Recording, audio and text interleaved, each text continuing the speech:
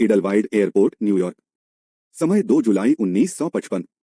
सूरज की रोशनी में pan American flight 914 runway पर खड़ी है। विमान एक DC-4 है, जो उस समय का एक आधुनिक 4 इंजनों वाला प्लेन था। 57 यात्री और 4 क्रू मेंबर विमान में सवार होते हैं। सुबह की ताजी हवा में विमान उड़ान भरता है। मियामी तक का सफर सिर्फ कुछ घंटों का था। सब कुछ सामान्य था, जब तक कि मियामी पहुंचने से पहले विमान अचानक रडार से गायब नहीं हो गया। न कोई खतरे का संकेत मिला, न ही कोई रेडियो संदेश।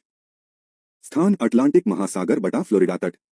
समय जुलाई 1955। हादसे के कुछ दिन बाद तटरक्षक बल और बचाव दल समुद्र के चप्पे चप्पे को छान मारते हैं। उन्हें मलबे, तेल की बूंदों या किसी लाइफ जैकेट की तलाश थी, लेकिन समंदर एकदम खामोश था। कोई सुराग नहीं मिला। जांच अधिकारियों ने अंततः फाइल बंद कर दी और घोषणा की कि विमान दुर्घटनाग्रस्त होकर समुद्र की गहराई में समा गया है। परिवारों के लिए यह एक कभी न खत्म होने वाला दुख बन गया।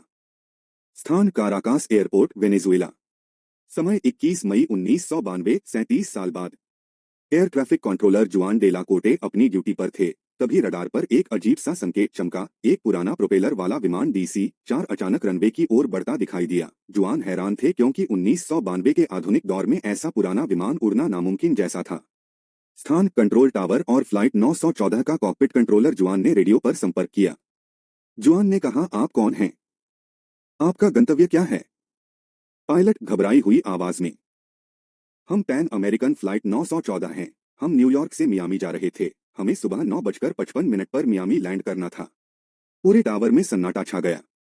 जुआन ने धीरे से कहा, कैप्टन, यह मियामी नहीं, वेनेजुएला का काराकास एयरपोर्ट है और आज की तारीख 21 मई 1992 है। स्थान काराकास एयरपोर्ट का रनवे।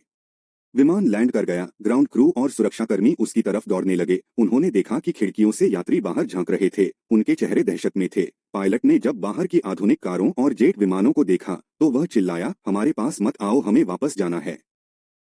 पायलट ने अपने कॉकपिट की खिड़की खोली और हाथ हिलाकर ग्राउंड क्रू को दूर रहने का इशारा किया। इस दौरान उसके हाथ से एक छोटा सा 1955 का पॉकेट कैलेंडर नीचे गिर गया। उसने इंजन फिर से चालू किए और बिना अनुमति के विमान को फिर से हवा में उड़ा दिया। विमान बादलों में ओझल हो गया और फिर कभी किसी रडार पर नहीं दिखा। कहानी के पीछे का सच। यह एक बेहतरीन कहानी तो है, लेकिन हकीकत नहीं है। कोई भी विमान 37 साल तक बिना ईंधन के हवा में नहीं रह सकता। यह पूरी कहानी वीकली वर्ल्ड न्यूज नाम के एक काल्पनिक अखबार की उपज थी। इस अखबार ने एक ही कहानी को 3 बार अलग अलग सालों में छापा था, ताकि लोग इसे सच मान लें। स्थान इडलवाइड एयरपोर्ट।